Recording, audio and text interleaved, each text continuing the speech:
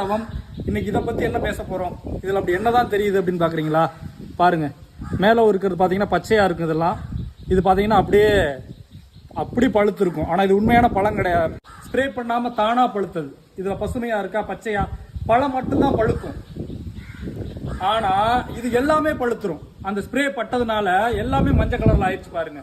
சரி, இது எல்லாமே இப்ப ஸ்ப்ரே பண்ணி தானே பழுக்க வைக்கிறாங்க, என்ன பண்றது அப்படின்னா, நீங்க உங்களுக்கு வீட்டுல இடம் இருந்ததுன்னா இந்த பாத்திரம்லாம் விளக்குவீங்கல்ல கிராமங்கள்ல, அதுக்கு பக்கத்துல ஒரு வாழைக்கண்டை நடுங்க.